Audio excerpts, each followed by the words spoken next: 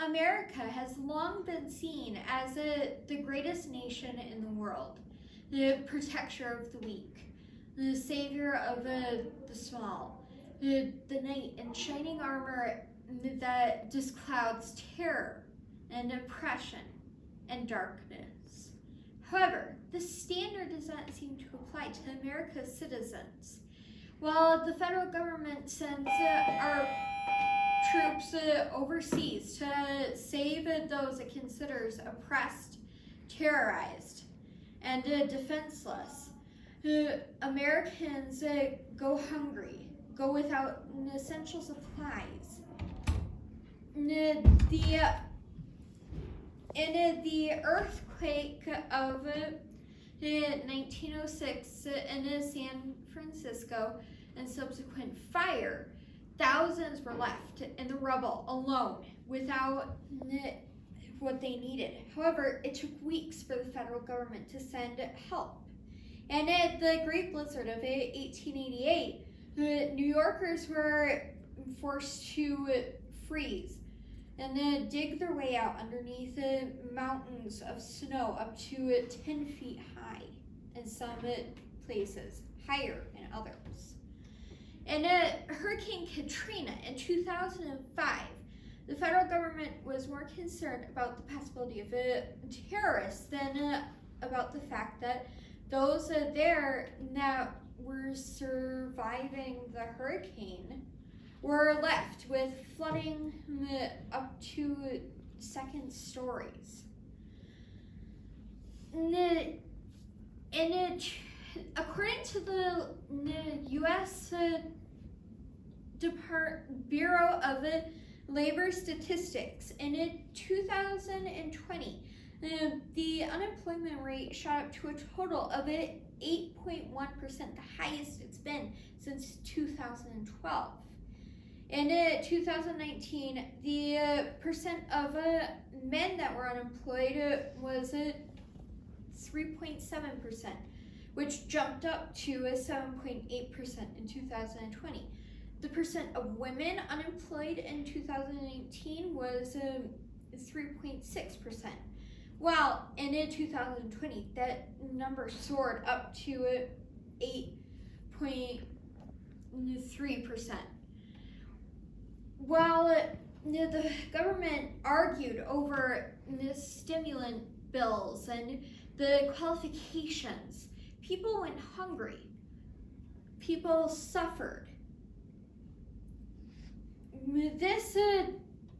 This trend of neglect has continued for many years.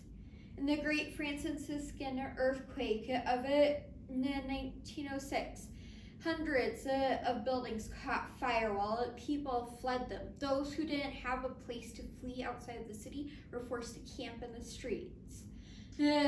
Rats, carriers of fleas and diseases, including the bubonic plague, flooded the streets while infecting those in the streets with the deadly disease.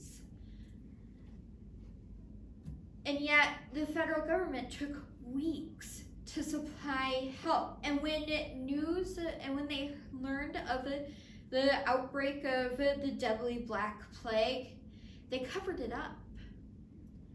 In the blizzard of 1888, New Yorkers, of course, unsuspecting as they went about their daily routines, were suddenly underneath the force of a storm, the likes of which we saw a few years ago in the polar vortex. However, they were cut off. They had no way of communication with the outside world. However, Washington, D.C., though it was hit as well, there was still the ability to pass and be able to communicate. The federal government did not send help. They left New Yorkers to fend for themselves. Over 200 people lost their lives in New York alone.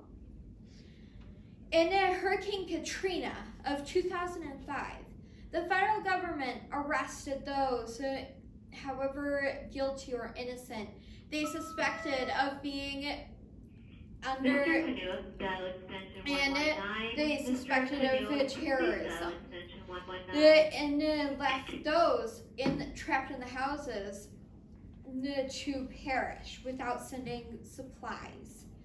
The beloved pets of families that were forced to have been left behind also perished, causing an untold emotional trauma on top of the trauma of losing their homes.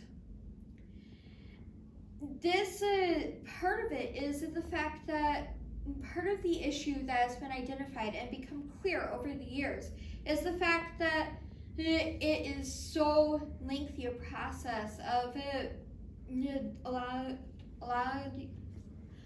allotting federal funds to help with these natural disasters, that it oftentimes takes place, the help reaches those who are trapped after the fact. First, the president must decide that it is a natural disaster. Then, Congress must vote on the appropriate action and what category the natural disaster falls under according to how much of a fund can be allocated. The funds then must be distributed, which takes even more time, and a race that involves human lives where time is of the essence. The federal government needs to stop focusing solely on the outside world. It needs to face the reality that America, as perfect as we may seem, is far from it. They need to set up a way that those in trouble can reach out, a quick, speedy way, so that funds can reach them before it's too late. The federal government needs to be willing to respond to natural disasters such as wildfires, tornadoes, storm surges, hurricanes, earthquakes, so that we can be as strong as those outside America's borders see us.